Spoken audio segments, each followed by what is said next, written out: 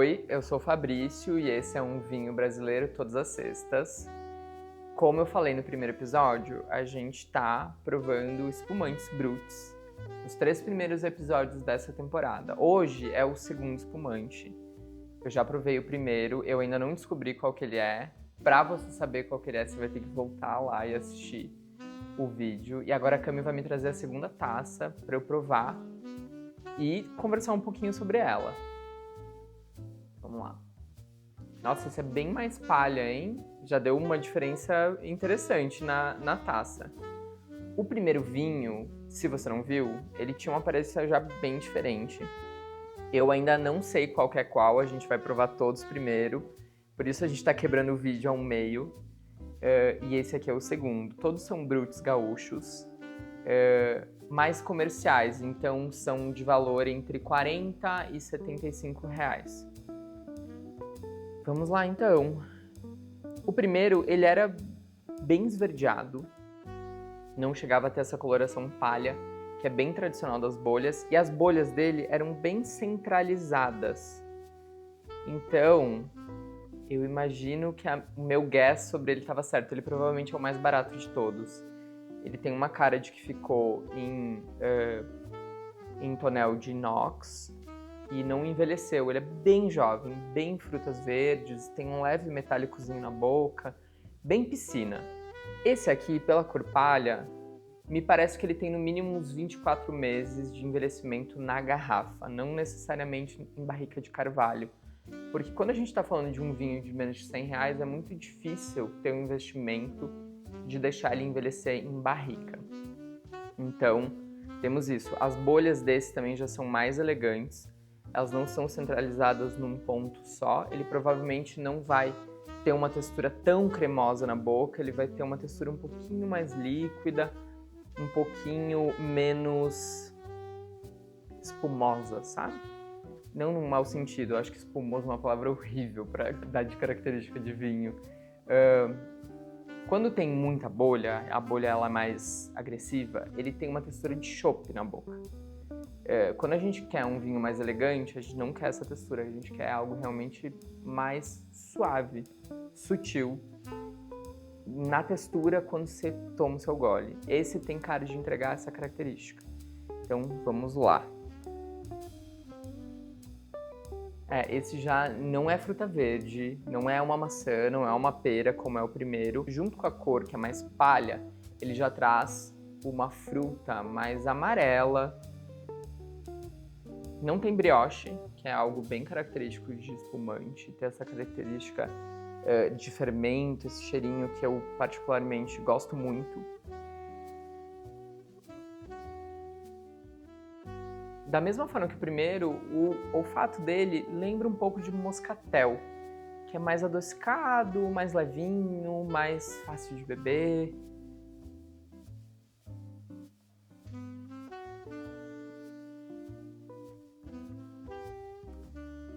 No olfato, ele tem uma coisa meio kiwi, bem maduro.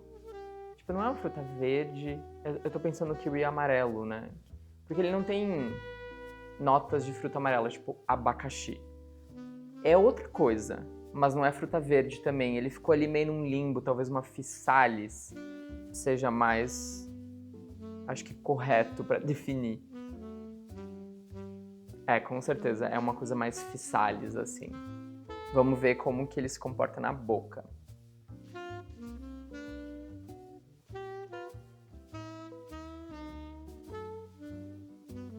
Realmente, ele é bem mais elegante na textura, mas ele é mais doce também. Ele não entregou aquela astringência que a gente tem no Brut, de dar uma amarradinha na boca, de te fazer salivar mais. Ele parece um demi-sec.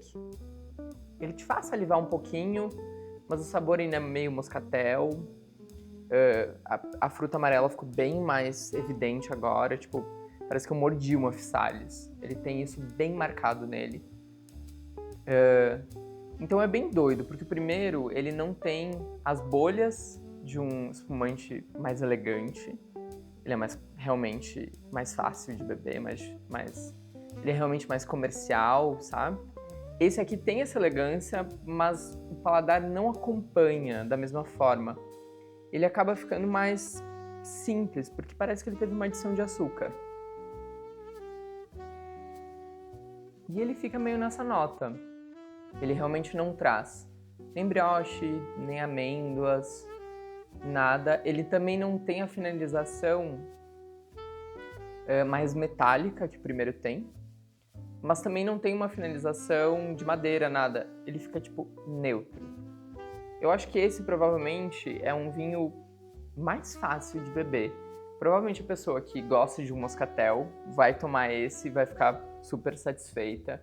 Não é aquela coisa super adstringente e difícil, mas também não é extremamente fácil ou sem graça. Não, ele é interessante. Ele só tinha que entregar um pouquinho mais, mas não entregou. Aí você fica meio tipo, o olfato prometeu, o paladar não acompanhou, e você fica tipo, poxa. E agora eu vou provar o terceiro e último antes de dizer qual que é qual, ou de tentar ao menos, porque tá bem difícil hoje de definir qual rótulo é qual. Cami, você me traz o último?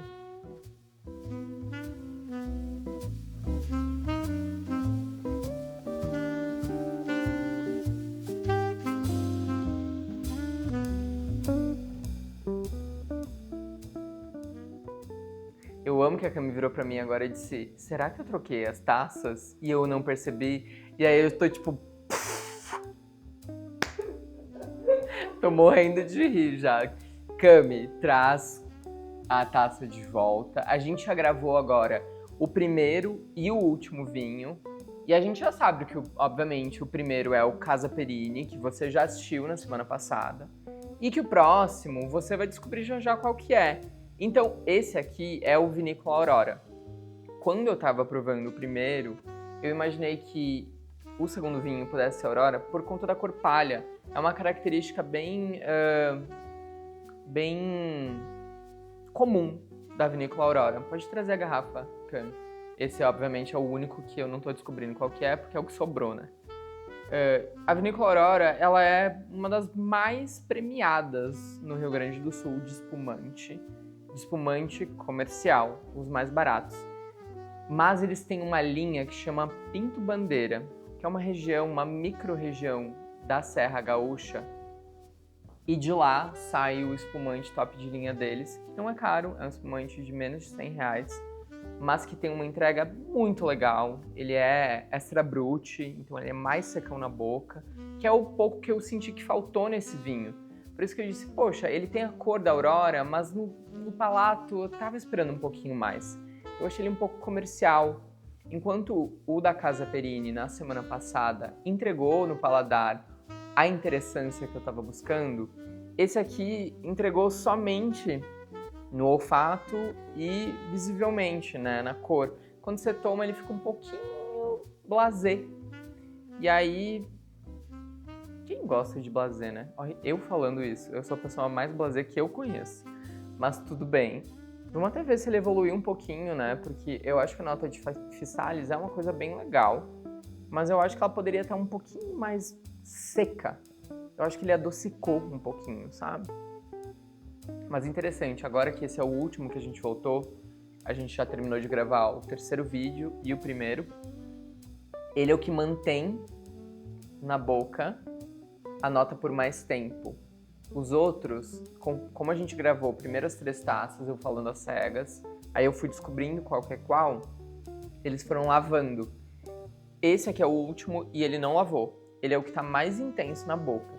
Por mais que não seja tipo uma fruta verde, algo diferentão, ele é o que manteve. Então, tipo, se eu fosse abrir algo quando eu recebesse alguém em casa, esse é o que ia me agradar mais, porque ele ia manter. Porque a gente abre, deixa no balde com gelo, ele fica ali uns 20 minutinhos, 30, até a gente terminar a garrafa.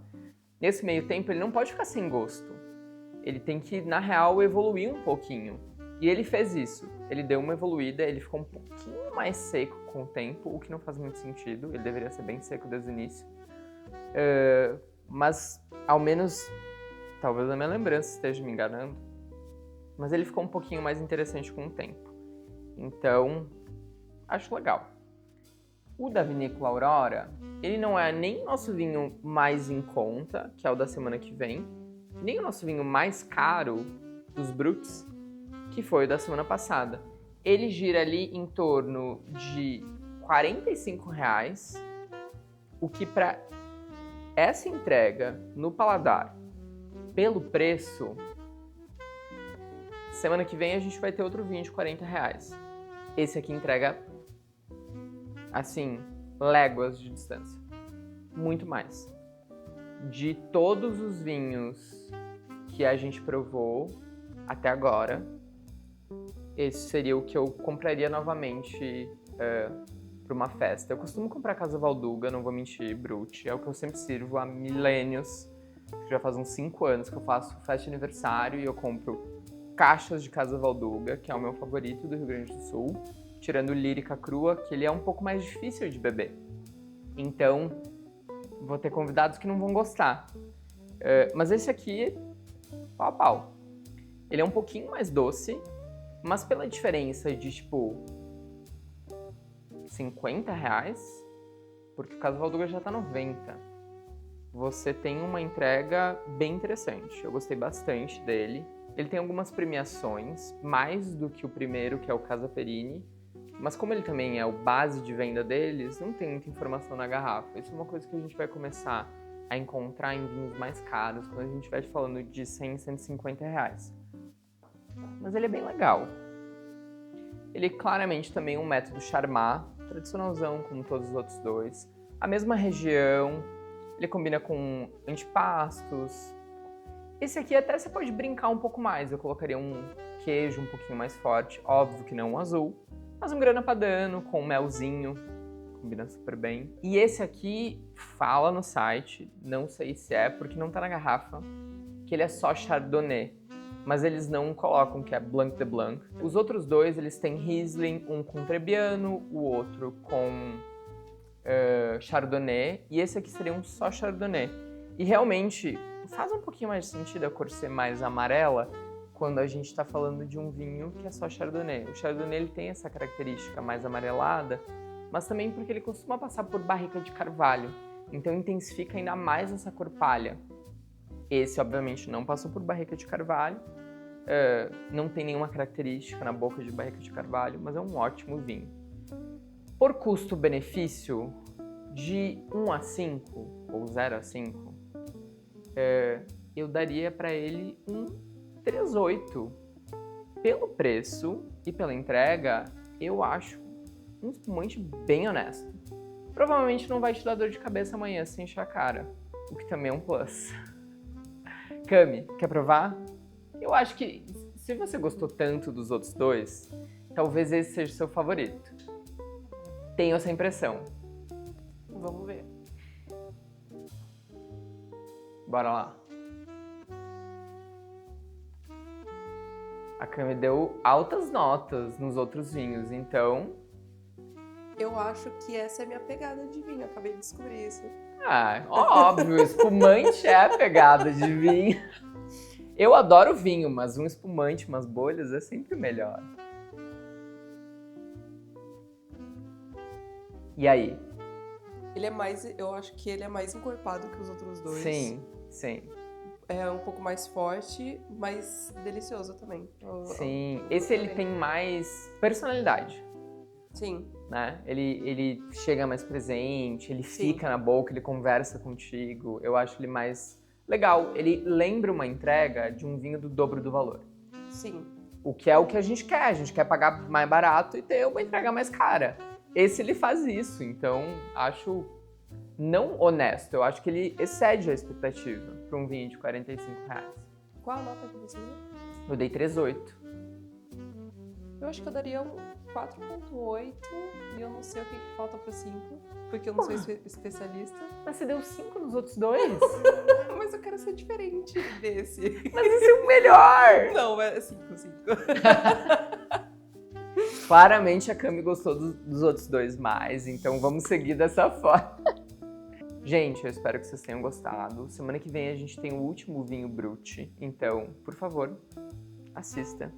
Compartilhe, manda pro seu amigo que gosta de vinho. E até semana que vem.